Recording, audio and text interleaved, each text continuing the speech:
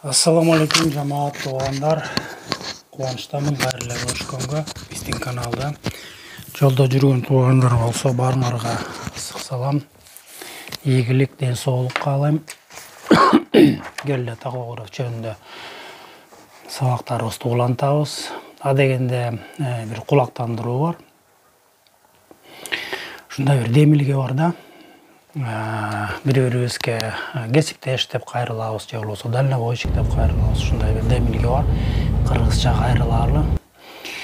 Ошондуктан конкурс жарыяланат.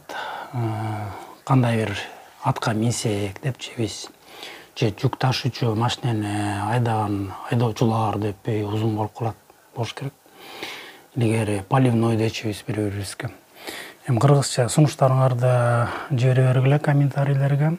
Ушул конкурс майдын аягына чейин болсо, анан бир жыйынтык чыгарабыз да, ким ошол туура таап, анан кийин ылайыктуу бир ат тапса, ошолорго бир белек уюштурабыз балдар аркылуу. Чогултуп группаларга деле жаза бергиле. Темага кайрылсак болсо, бүгүнкү тема ал деген баягы эле 561 Евросоюздун токтому иш жана эс алуу эрежелери.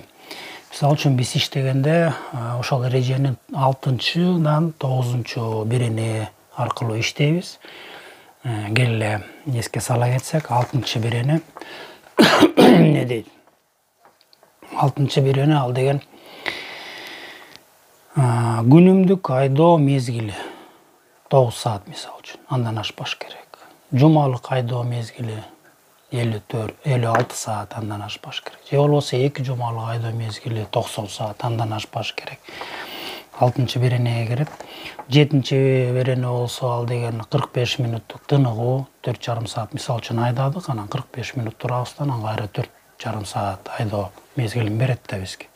Же болбосо 15 мүнөт туруп коюп, анан кийин айдап барып туруп, кайра 30 мүнөт туруп койсок болот да. 8-бирине кимне кирет? Күнүмдүк жана жумалык тыныгуулар. Эми күнүмдүк жана тыныгуу түнү эс алуу дегени ал 11 саат стандартты, же болбосо кыскасы 9 саат. Дагы эмне кирет? Жумалык тыныгуулар. Ал деген стандартный 45 саат, кыскасы 24 сааттык тыныгуулар жумалык, жуманын аягында. 9-бирине кимне кирет? 9-биринеге паром жана ой,